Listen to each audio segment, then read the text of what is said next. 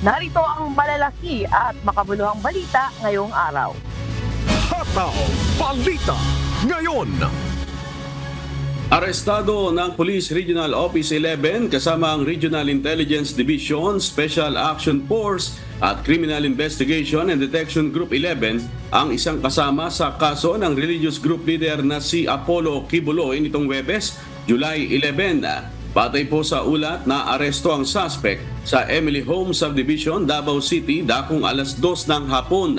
Ang suspect na nakalista bilang top 6 regional most wanted person sa Region 11 ay wanted para sa krimen na trafficking in persons. Sa kasalukuyan, nasa kustodiya na ng Buhangin Police Station ang naarestong suspect para sa tamang dokumentasyon. Hataw Balita ngayon. Pinag-iisipan ng Philippine National Police o PNP ang pagbibigay ng pabuya para sa sino mang makapagbibigay ng detalye na makatutulong sa paghuli kay religious group leader sa controversial na tele-evangelist na si Apollo Kibuloy. Ay kay PNP Public Information Office Chief Police Colonel Jen Fajardo, nag-iingat ang pulisya sa lahat ng impormasyong kanilang natatanggap dahil natatanggap umano ang PNP ng ilang tawag tungkol sa posibleng kinaroroonan ng Kingdom of Jesus Christ o KOJC Group founder. Nangyari ito kasunod ng anunsyo ng Department of the Interior and Local Government o DILG ng 10 milyong pabuya para sa kanyang pagkakaaresto. Bukod kay Kibuloy, may pabuya rin na 1 million pesos bawat isa para sa iba pang 5 akusado na nagmula sa mga pribadong mamamayan. Nagtago si Kibuloy na nahaharap sa mga kaso ng child prostitution, sexual abuse, human trafficking at acts of neglect, abuse, cruelty o exploitation matapos na maglabas ng arrest order laban sa kanya ang Senado. Hataw Balita ngayon. Kinumpirma ni Vice President Sara Duterte na hindi ito dadalo sa gaganaping ikatlong State of the Nation Address o SONA ni Pangulong Ferdinand Marcos Jr. Ayon sa pangalawang Pangulo, itinatalaga niya ang kanyang sarili bilang designated survivor. Hindi na nagbigay pa ng ibang detalye si VP Sara sa dahilan ng kanyang pagliban sa SONA. Magiging unang pagkakataon nito para sa pangalawang Pangulo na hindi dadalo sa SONA mula nang manalo ang tambalan nila ni PBBM sa nagdaang eleksyon. Sa Estados Unidos, ang designated survivor ay isa sa mga opisyal ng pamahalaan na maaaring humalili sa Pangulo na inilalayo kung nagtitipo ng mga nasa presidential line of succession gaya ng SONA upang matiyak na may papalit bilang Pangulo sakaling may mangyaring catastrophic o mass casualty event. Sa Pilipinas naman, ang Vice-Presidente ang nakatalagang humalili sa Presidente sakaling masawi ito o mawala ng kapasidad na mamuno sa bansa. I will not attend the SONA. I am appointing myself as the designated survivor. Hataw Balita ngayon. Inihayag ng Department of Public Works and Highways o DPWH na posibleng umabot sa 25 hanggang 27 billion pesos ang gagastusin para sa ipapatayong bagong gusali ng Senado sa Taguig City dahil sa inflation o pagtaas ng presyo ng mga bilihin at serbisyo. Mas mataas na ang nasabing gastos kaysa sa mga pinagtalunan noon ni na Senator Alan Peter Cayetano at Senator Nancy Binay. Batay sa pagtataya ng DPWH, nasa 20 to 25% ang itinaas ng estimated cost para sa Phase 3 ng bagong gusali ng Senado. Inatasan na ng Senate Committee on Accounts ang DPWH na muling kwentahin ang gagastusin para sa pagpapatayo ng new Senate building. Mananatili naman muna ang Senado sa GSIS building sa Pasay City kung saan rumerenta ang mga senador mula pa noong 1997. Aabutin po ng 25 to 27 including the cost of land. Plus yung inflationary cost na po kasama po. Ang problema, may pending tayo na revision sa designs. So pwede pang tumaas ng 25 to 27 billion. Ako tingin ko kung hindi magbabago kung wala tayong babaguhin diyan baka 26 to 29 billion.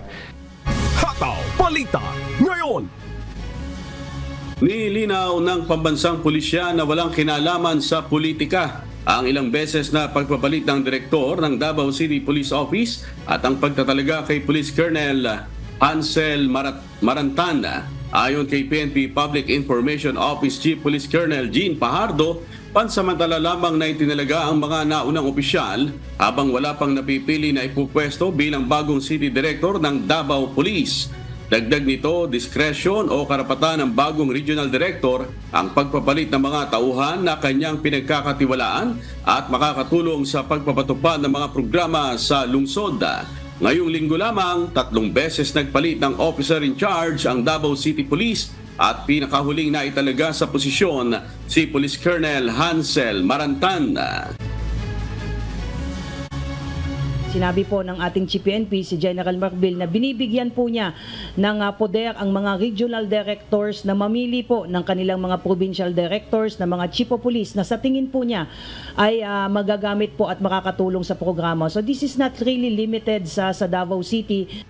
Ang pagkalalagay po kay Colonel Patay is just a temporary thing po on OIC at concurrent po siya as chief operations po. So kahapon po, napag-desisyon po ng PNP leadership po ng Pro-11 na ilagay po ang isang tao na particularly in the person of Colonel Marantan na maging acting director po in a permanent capacity po. Hataw Balita ngayon. Nasawi ang 4 na construction worker matapos na matabunan ng gumuhong lupa sa Antipolo, Rizal. Ayon sa mga otoridad, natabunan ng mga biktima ng gumuho ang lupa sa itaas ng bahagi ng bangin dakong 3:30 ng hapon sa Fairmount Hills Subdivision, Antipolo City nitong Miyerkules, July 10. Nasagip ang 3 sa mga kasamahan ng mga nasawi habang isa naman ang nakatakbo at nabaon ang kalahati ng katawan ng 2 iba pa. Sinuspindi na muna ng Antipolo City Government ang ginagawa sa pinagtatrabahuhan ng mga biktima. Hataw Balita ngayon.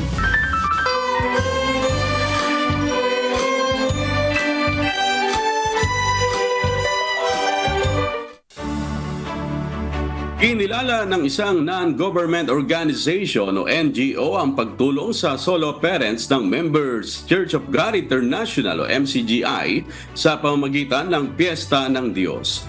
Hinangaan din ng National Council for Solo Parents ang serbisyo publikong patuloy na isinusulong ng samahan. Si Ros Salico sumahataw.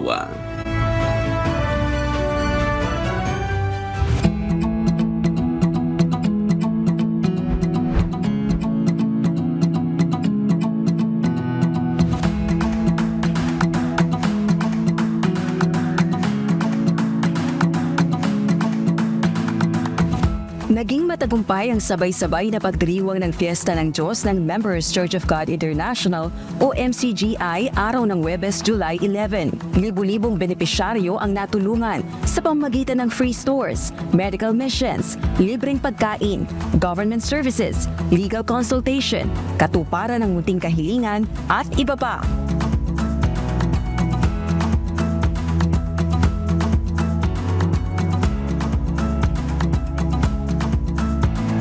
Kabilang sa natulungan sa MCGI Fiesta ng Diyos, si Ginang Erlinda Amosco, 56 na taong gulang at taga-Tondo, Manila. 4 na taon na itong balo at may 3 anak. Sa pamamagitan ng pagtutulong-tulong ng mga kapatid sa MCGI, nakabili ng construction materials para makumpuni ang tirahan ni Aling Erlinda at maihanda para sa tag-ulan. Malaki pong tulong po yun kasi po may alaga po ako na PWD po. Marami pong natutulungan po sa awa po ng Panginoon. Salamat po ng marami sa mga kapatid po. Hinangaan naman ng isang non-governmental organization o NGO ang pagtulong na ginagawa ng MCGI para sa solo parents. Ayon sa National Council for Solo Parents, hindi ito ang unang pagkakataon na nag-abot ng ayuda para sa kanilang sektor ang MCGI. Bukod dito, hinahangaan din ito ang pagsasagawa ng samahan ng malawakang medical missions at free stores. Ito ay very timely kasi isa sa pinakamalaking problema talaga ng ating mga kababayan yung sa kalusugan, yung sa kanilang mga pangangailangan sa ating mga government agencies. Napakahirap pumila, napakatagal. Dito very accessible. Tapos wala ka pang babayaran, busog ka pa. So, ito ay napakagandang programa na serbisyo. Ito yung tinatawag natin talaga na tunay na public service dahil walang pinipili eh. Lahat nakikinabang at lahat ay yung pangangailangan nila natutugunan. So, ito ay talagang isang testament sa ating paniniwala sa Diyos na ang pagsisilbi sa kapwa ay walang ibinubungang masama.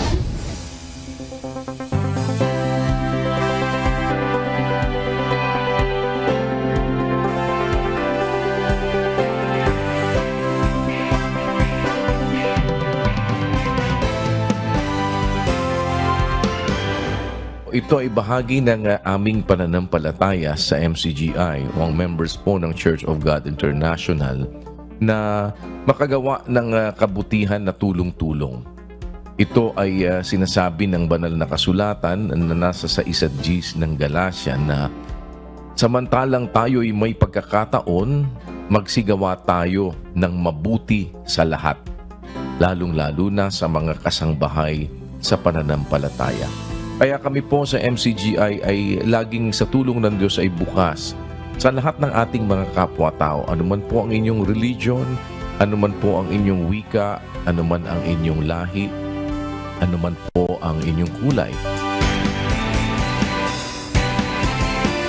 Samantala, na-appreciate din ng mga kababayan ang paglalapit ng serbisyo ng mga ahensya ng pamahalaan sa pamamagitan ng MCGI Fiesta ng Diyos. Malaking bagay pong tulong sa mga kapwa natin na makatulong sa mga ganitong gawain na hindi na masyadong maabala sa natutulungan talaga. Parte pagkain, marami, libre. Maganda po dahil nare-resolve kung ano man ang problema na hindi mo naiintindihan para wala po kung ano man pa ang mga problema ninyo, lapit na lang po dito sa mga sangay ng ating mga gobyerno. Ang MCGI po ay nakabukas kung paano man kaming makapaglilingkod at paano man pong sa maliit na paraan kami ay maging maliit na kasangkapan ng Panginoon na ang kanyang kabutihan ay makarating sa ating mga kapwa-tao. Walang pagtatangi, kagaya nga po ng sinasabi ng 2:1 ng Santiago na mga kapatid ko ang wika, yayamang mayroon kayong pananampalataya ng ating Panginoong Hesukristo na Panginoon ng kaluwalhatian ay huwag magtatangi sa mga tao. Dahil ang Diyos naman po, gaya din na sinasabi naman ni Pablo, hindi nagtatangi ng mga tao. Hindi lang minsan kung magsagawa ng Fiesta ng Diyos ang MCGI. Bukod sa Pilipinas, isinasagawa rin ito sa iba pang panig ng mundo. Kita sa ganito, lingkod tayo ng Kristiyano. Sa tuwing sumasapit ang Fiesta ng Diyos, maligaya ang Members Church of God International o MCGI dahil sa pagkakataong muling makapagtulong-tulong para sa mga nangangailangan dahil MCGI siya! Rosa Licos, UNTV News and Rescue. Diyos ang aming sandigan, serbisyo publiko ang aming hinahalaga. Ipakita natin sa ganito, pag-ibig na mula sa puso, mabubuting gawa ng Kristiyano, liliwanag sa buong mundo.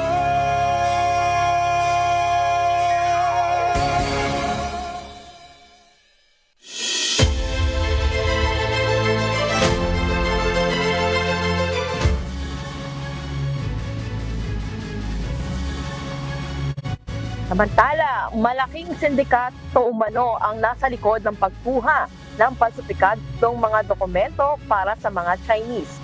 Ayon sa National Bureau of Investigation 11, malaki umano ang binabayad ng mga Chinese para makakuha ng birth certificate sa local civil registrar. Sila Lay Moreno, humahataw. Hataw Balita ngayon.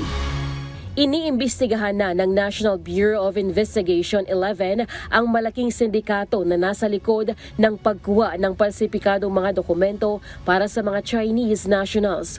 Nitong Martes, June 9, inaresto ng NBI ang isang Chinese na nagtangkang kumuha ng Philippine passport gamit ang palsipikadong driver's license, Philippine Statistics Authority ID at Certificate of Live Birth na may Filipino name. Nakasaad sa dokumento ng suspect na 2013 pa ito kumuha ng live birth sa local civil registrar ng Santa Cruz, Davao del Sur. Doon nadiskubre ng NBI na may halos 200 pang Chinese na inisyuhan rin ng mga palsipikadong dokumento noong 2018 at 2019. Malaki umano ang perang binabayad ng mga Chinese sa bawat birth certificate na kanilang makukuha. So malaking malaking sindikato, malaking meron dito mga nagkakapera ng malaki din. Silang nagpa-process. So I think there's somebody na may parang fixers. They will go to them and to process it. Posible rin umanong may kasabwat ang mga ito sa loob ng Registrar Office. Hawak na ng NBI ang mga dokumento ng mga naturang Chinese. Ayon kay NBI 11 Regional Director Attorney Arcelito Albao, nag-issue na sila ng subpoena para ipatawag ang mga ito at malaman kung sino ang mga tao o sindikatong nasa likod nito. Some of them nagtatrabaho sa Pogo. And ganito din yung kay, very exactly ganito din yung case ni Mayor Alice Go. What I mean is the late registration. Gawa-gawa lang itong mga pangalan, parang ginawaan nila ng Filipino name. Iniimbestigahan na rin ng lokal na pamahalaan ng Santa Cruz kung may kinalaman sila rito. Pag LGU ang involved, papasok yung tinatawag natin na graft and corruption. Automatic yun. Plus the violations of itong mga falsification, itong mga pagtanggap ng pera, itong mga wrongful informations na ginagawa doon sa birth certificates, they are liable. Sa inilabas na payag naman ni Santa Cruz Municipal Mayor Jose Nelson Salas Sr., hindi umano nila palalagpasin ang nangyaring iligal na transaksyong ito sa kanilang lugar. Sa katunayan anya ay nagsagawa na sila ng imbestigasyon dito. Bukas rin umano sila sa imbestigasyon ng NBI at iba pang mga national government agencies, lalo na ang kanilang local civil registrar. Handa rin silang magsampa ng kaso sa sino mang mapapatunayang involved sa pamameke ng mga dokumento. Lelaine Moreno, humahataw sa Balita Ngayon.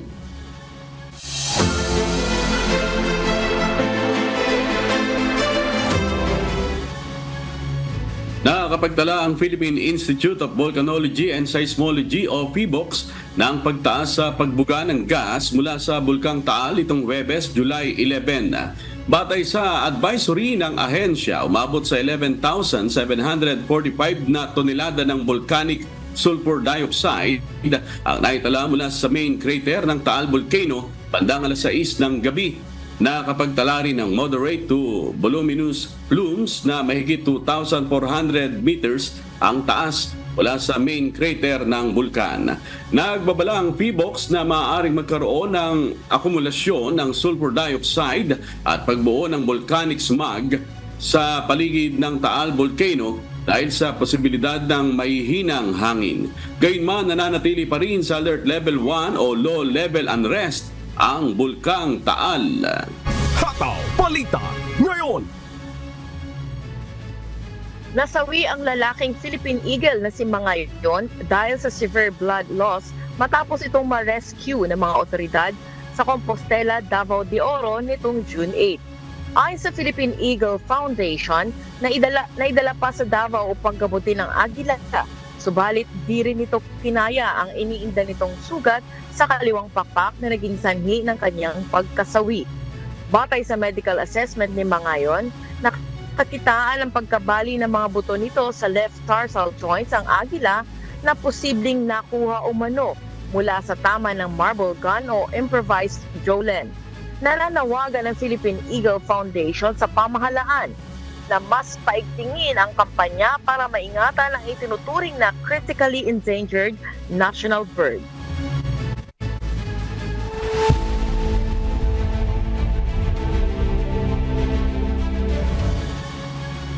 Isinagawa ang NATO Summit Declaration sa Washington, USA noong Miyerkules, July 10. Pagsuporta sa Ukraine, isa sa naging highlights ng aktibidad. At mula sa Toronto, Canada, may humahataw na balita si Jenny Rico live. Hataw Balita ngayon. Jenny, ano-ano ang mga mahalagang napag-usapan sa Summit Declaration ng NATO? Sherwin, isa sa naging highlights ng usapan sa summit na ito ay ang pagsuporta ng North Atlantic Treaty Organization o NATO sa Ukraine. Magbibigay ang organisasyon ng $43.28 billion na pondo na ilalaan sa military aid upang matulungan ang Ukraine. Plano rin nilang imbitahan ang Ukraine na maging miyembro ng NATO kung mapagkakasunduan ng kaalyansa rito. Tinalakay din ang kahalagahan ng relasyon ng NATO sa Indo-Pacific alang-alang sa Euro-Atlantic security. Maging ang kooperasyon sa pagitan ng European Union o EU at NATO ay mahalaga pagdating sa usapin sa Ukraine dahil kinikilala ng organisasyon ang kakayahan nito pagdating sa European defense. Balik sa iyo, Sherwin. Jenny, meron bang naging reaksyon si Donald Trump sa mga napag-usapan sa Summit Declaration na ito? Sherwin, kinuwestiyon ni Donald Trump ang amount na ibibigay sa Ukraine. Aniya dapat umanong magbayad ng mas malaking halaga ang mga miyembro ng NATO dahil yung US ang nagpoprotekta sa Europe at nagte-take advantage lang umano ang Europa sa Estados Unidos. Pero aniya ay hindi naman siya tutol sa pagiging miyembro ng Estados Unidos sa NATO. Balik sa iyo, Sherwin. Maraming salamat, Jenny Rico mula sa Toronto, Canada, kung saan matatagpuan ang NATO Association of Canada. Hataw Balita ngayon. Nagpahayag ang ilang Democrat na huwag nang tumakbo si United States President Joe Biden. Kasunod ito ng nakaraan nitong performance sa nakalipas na debate noong June 27. Ito ang humahataw na balita ni Christy Rosacia. Hataw Balita ngayon. Sinabi ni dating House Speaker Nancy Pelosi na dapat umanong magdesisyon na si United States President Joe Biden kung tatakbo ito sa darating na 2024 elections. Minawi rin ni Hollywood star George Clooney ang kanyang suporta sa Pangulo sa isang artikulo sa dyaryo. Ipinahayag naman ni Senator Peter Welch na umatras na sa eleksyon ang Pangulo. Isang major financial donor ang nagsabing ipapahayag ng isang Democratic leader ang kanilang pagkabahala sa pagkapangulo ni Biden. Kasama si Senate Majority Leader Chuck Schumer na nagpahayag na bukas siya sa isang kandidato bagamat sinabing suportado pa rin niya ang President Biden. Hinimok din ng Abandon Biden campaign ang mga Amerikano na kumbinsihin ang Pangulo na wag na lang ituloy ang pagtakbo sa eleksyon. Tinuligsa rin ng grupo ang paraan ng paghawak ng Pangulo sa giyera sa Israel at Gaza. Nanatili pa rin naman ang kanilang pagtutol sa culture of hate ni dating Pangulong Donald Trump. Sinabi naman ng campaign chair ng Pangulo na si Jen O'Malley Dillon at senior advisors nitong sina Mike Donilon at Steve Riccati na magpupulong ang mga Senate Democrats. Nagpadala na rin umano si President Biden sa Democrats sa Kongreso na nanatili siyang tapat sa kanyang pangakong talunin si Trump. Christy Rosacia, humahataw sa balita ngayon. Hataw Balita ngayon. Nagbalik si Ukrainian President Volodymyr Zelensky sa United States Capitol nitong July 10 para palakasin ang ugnayan sa mga mambabatas na mag-aaproba ng mga susunod na tulong para sa kanilang bansa. Sa gitna ito ng pangamba hinggil sa darating na halalan sa Amerika na maaring makaapekto sa suporta para sa kanilang bansa. Itinuturing na mahalaga ang pagbisitang ito upang matiyak ang patuloy na suporta ng Estados Unidos para sa Ukraine na maaring malagay sa panganib kung muling mahalal si dating Pangulong Donald Trump na naunang nagpahayag ng pag-aalinlangan sa antas ng tulong na ibinibigay. Binigyang diin ni Senate Intelligence Committee Chairman Mark Warner ang kahalagahan ng pagtindig para sa Ukraine. Pinarangalan ni Zelensky si Senate Republican Leader Mitch McConnell ng Ukraine's Order of Merit at inimbitahan niya si Republican House Speaker Mike Johnson na malapit na kaalyado ni Trump na bumisita sa Kyiv. Noong una, tumutol si Johnson sa karagdagang tulong para sa Ukraine, ngunit nagbago ang kanyang posisyon noong Abril at pinahintulutan ng $61 billion package na maipasa sa House. Gayunpaman, kung mananalo ang mga Republicans sa Kongreso, may mga pangamba na hindi na sila mag-aaproba ng karagdagang tulong para sa Ukraine sa ilalim ng posibleng pagkapangulo ni Trump.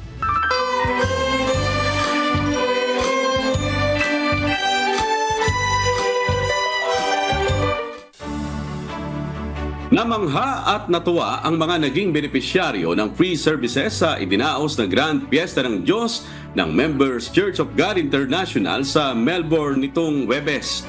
Ito ang umahataw na balita ni May Biandog.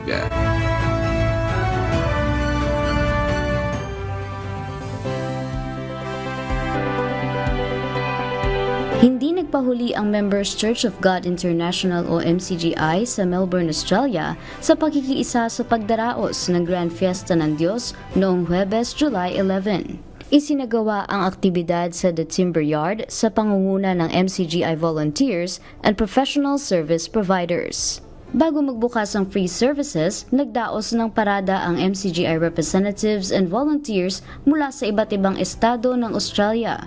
Naging tampok sa mga beneficiary ang pag-avail ng essential services na hindi karaniwang maikita sa Pilipinas o maging dito sa Australia ng libre.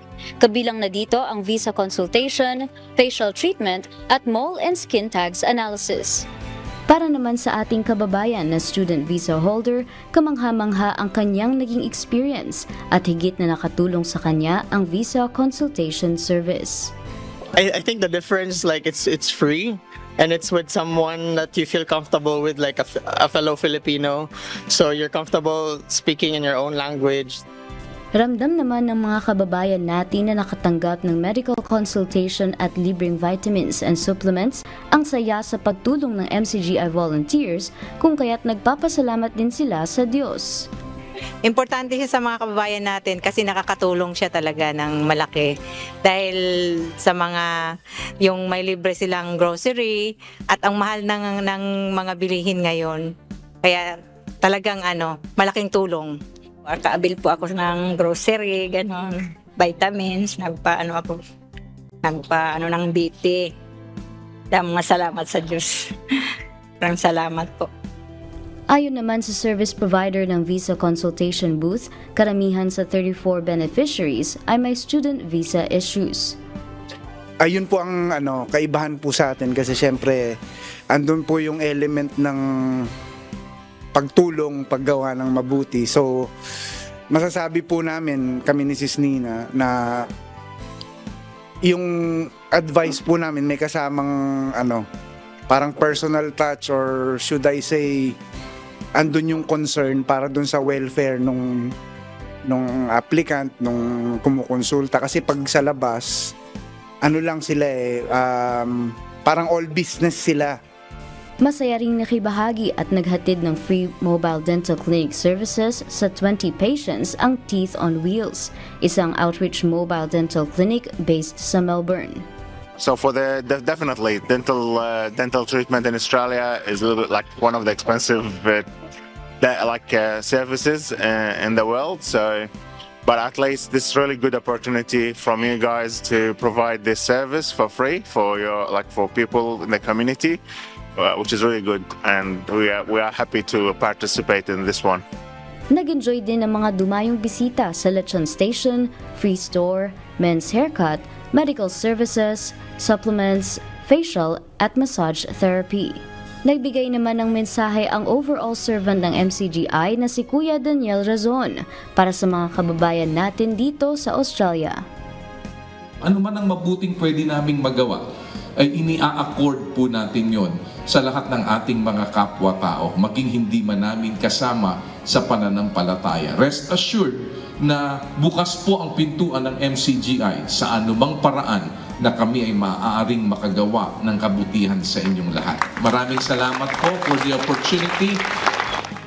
Sa kabuuan, umabot sa 725 ang lahat ng nakisaya sa Grand Fiesta ng Diyos ng MCGI sa Melbourne, Australia.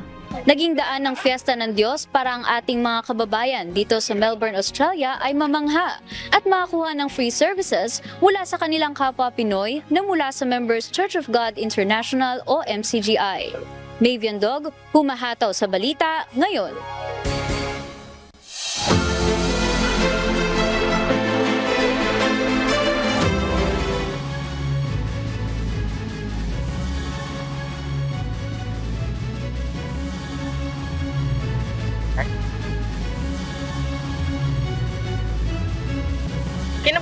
Bureau of Fisheries and Aquatic Resources o BFAR ang presensya ng red tide toxin sa Cambatutay Bay sa Tarangnan, Samar. Batay sa pinakabagong pagsusuri ng mga sample ng tubig dagat, nagpositibo po sa red tide ang mga nakolektang sample ng tubig mula sa Cambatutay Bay matapos ang laboratory test noong Hulyo 10. Ayon ng ahensya sa publiko na iwasan muna ang pangongolekta, pagbebenta at pagkain ng lahat ng uri ng shellfish at alamang o hipon mula sa mga nasabing baybayin. Samantala, ligtas na mga kainin ng isda, pusit, hipon at alimango mula sa mga nabanggit na baybayin basta ito'y sariwa, maayos na hinuhugasan at tinatanggalan ng mga lamang loob gaya ng hasang at bituka bago lutuin.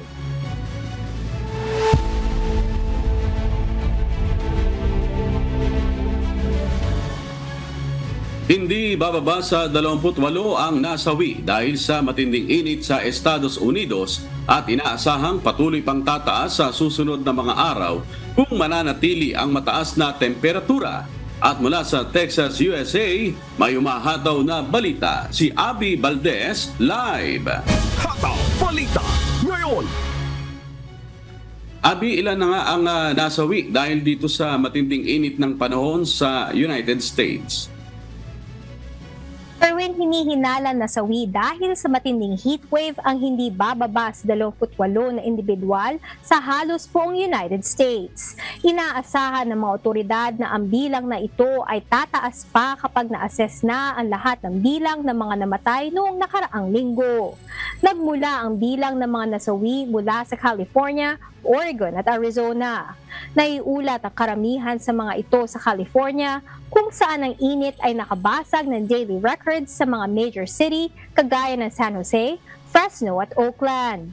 Kasalukuyang iniimbestigahan ni Michelle Jordan, San Jose Chief Medical Examiner, ang 8 pagkamatay na mahigit sa 65 ang edad, samantalang naiulat din ang pagkasawi ng isang motorcyclist mula sa heat exposure sa Death Valley National Park. Naibalita rin sa NPR affiliate station na KJZZ sa Arizona ang pagkamatay ng isang 4 na buwang gulang na sanggol matapos itong maging unresponsive habang nasa bangka kasama ang pamilya sa Lake Havasu. Kasalukuyang mahirap matukoy kung ang isang pagkasawi ay dulot na matinding init, ngunit ayon kay Ashley Ward, direktor ng Heat Policy Innovation Hub sa Duke University, mayroon ng palatandaan na ang pag-uulat at pag-uuri ng heat-related deaths ay nagbabago at bumubuti. Balik sa iyo, Sherwin. Oo, marami palang nasawi na dyan, Abby. Pero bakit mahirap malaman kung ang pagkamatay ng mga biktima ay dulot ng matinding init, Abby? Sherwin, hindi kasi obvious ang pagkamatay mula sa init. Madalas sa pagkakataon ay namimiss ito at nakakategorize bilang heart failure o ibang cardiovascular problem kahit na ang pinaka-trigger ng pagkamatay ay ang init. Sherwin? Maraming salamat, Abby Valdez mula sa Texas, USA, kung saan tumaas ng 2 beses ang bilang ng mga taong nasawi dahil sa init ng panahon noong 2023 kumpara noong 2011. Hataw Balita ngayon. Ipinananawagan ng Assembly of First Nations o AFN sa isang resolusyon ang pagsasagawa ng independent inquiry sa pagkamatay ng 4 na indigenous women sa Winnipeg. Ito ang humahataw na balita ni Emerald Roca. Hataw Balita ngayon.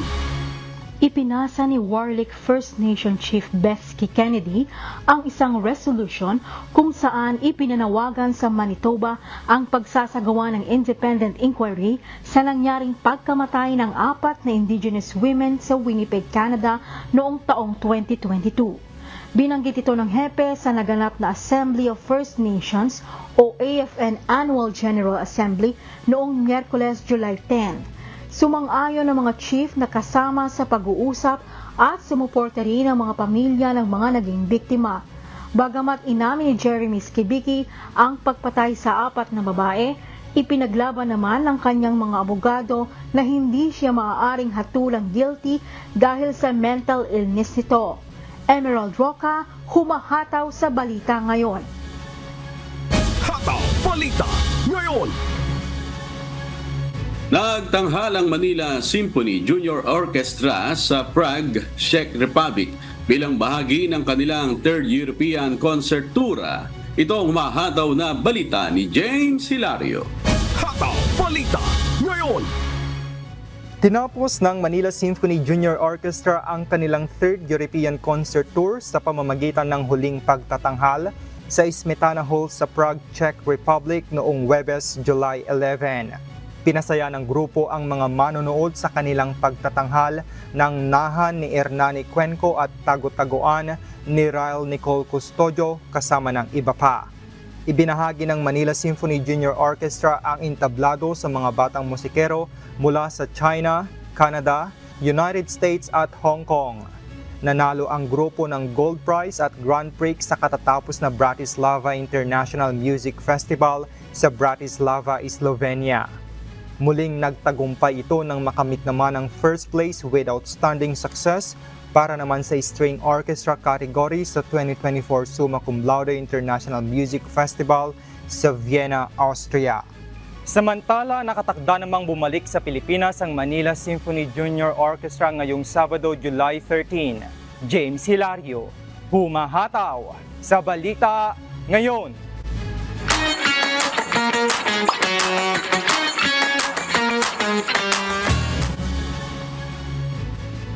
Nangangailangan ng consular and assistance to nationals assistance ang Embahada ng Pilipinas sa France. Magsasagawa ng consular outreach mission para sa ating mga kababayan sa Fukushima, Japan. Ito ang humahataw na balita ni Lynn Perez. Hataw Balita ngayon. What's up, kabayan? Naglabas ang holiday closure notice ang Embahada ng Pilipinas sa Thailand ngayong buwan ng Hulyo. Sarado ang pasuguan sa ika-29 ng Hulyo sa taong ito, araw ng Lunes. Kung kayo ay may emergencies, ay tumawag lamang sa duty officer ng Embahada sa 089-926-5954. Iniimbitahan naman ng Embahada ng Pilipinas sa France na mag-apply ang sinumang kwalipikado para sa posisyong consular and assistance to national assistant. Ilan sa mga dokumentong kakailanganin para sa posisyong ito ay ang inyong application letter kasama ang inyong curriculum vitae or CV sa wikang Ingles at ang pangalan at contact details ng inyong dalawang latest employers. Kasama rin dito ang kopya ng inyong valid proof of residency at work permit sa France at ang inyong French police clearance. Maaari ninyong isend ang kopya ng inyong dokumento sa paris.pe at tfa.gov.ph at ang deadline ng submission ng mga ito ay sa July 17, 2024. Para naman sa iba pang detalye ay bumisita lamang sa Facebook page ng Embahada ng Pilipinas sa France sa facebook.com/PHNFriends. Magsasagawa ng consular outreach mission ng Embahada ng Pilipinas sa Japan para sa ating mga kababayan sa bansa sa Fukushima ngayong darating na July 21, 2024. Ang mga serbisyong konsular na araw na ito ay ang passport services, civil registry, notarials, overseas voters registration at MWO services. Pinapaalalahanan din ng mga aplikante na kailangang mag-register online para sa outreach mission na ito. Ang deadline ng online registration para sa passport services ay July 18, 2024, araw ng Huwebes, at para naman sa iba pang serbisyong konsular ay sa July 17, 2024, araw naman ng Lunes. Para sa iba pang impormasyon para makapag-avail ng consular services ay bumisita lamang sa official Facebook page ng Embahada ng Pilipinas sa Japan sa facebook.com/PHLinJapan para magpa-register. Samantala, inaanyayahan ng Embahada ng Pilipinas at MWO sa Korea ang ating mga kababayang OFW sa bansa para sa isang webinar tungkol sa labor laws sa Korea kasama ang Itaewon Global Village Center or IGVC. Gaganapin ito via Zoom conference sa ika-20th ng July sa taong ito, araw ng Sabado, mula alas 5 ng hapon hanggang alas 7 ng gabi. Tatalakayin sa webinar na ito ang mga regulasyon patungkol sa pasweldo, overtime at holiday pay, bakasyon, pagtanggal o pag-resign sa trabaho o pagkakasakit o sakuna. Kung kayo'y nais na makibahagi sa Zoom conference na ito ay bumisita lamang sa Facebook page ng Migrant Workers Office sa Korea sa facebook.com/MWO Korea para magpa-register.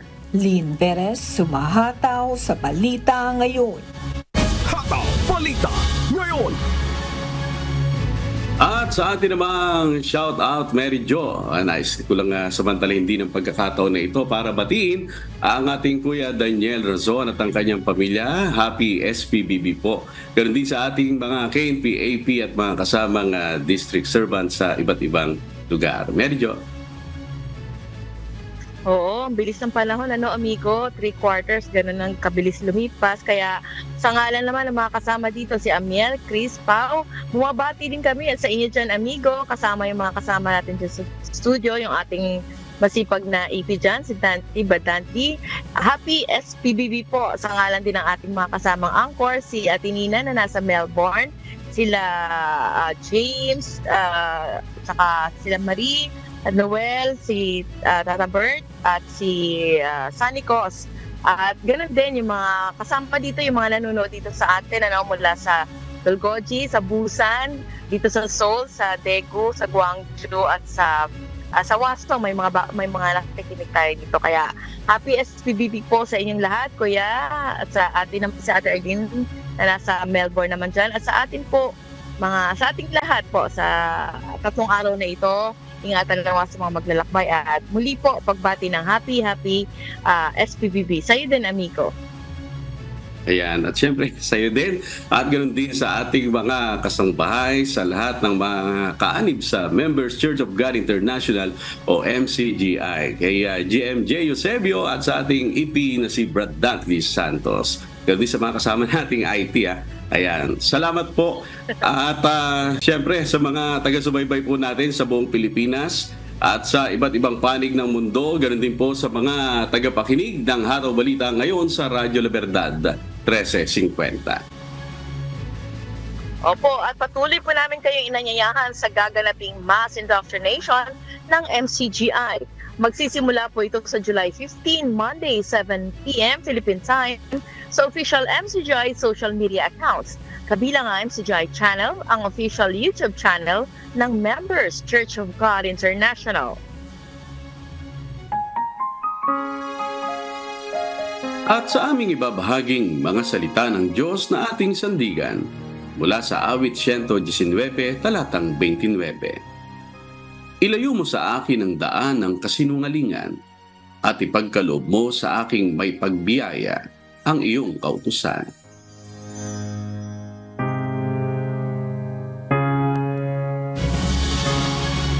At yan po ang mga humahataw na balita ngayong umaga ng Biyernes, ika-12 sa buwan ng Hulyo 2024. Sa ngalan po ng lahat ng bubuo ng UNTV News and Rescue, UNTV Radyo La Verdad 1350 at ang ating mga correspondent mula Luzon, Visayas at Mindanao. Mula po rito sa Pilipinas, ako po ang inyong amigo Sherwin Pulubong. At iyan po ang mga humahataw na balita sa iba't ibang panig ng mundo ngayong umaga ng Biyernes, July 12, 2024. Mula naman dito sa Seoul, South Korea, ako si Mary Jo Maleriado. At dito po sa UNTV at UNTV Radyo La Verdad 1350, Diyos ang aming sandigan, serbisyo publiko ang aming pinahalagahan. Susunod na ang Good Morning Kuya. Milyong salamat po sa Diyos at magandang umaga.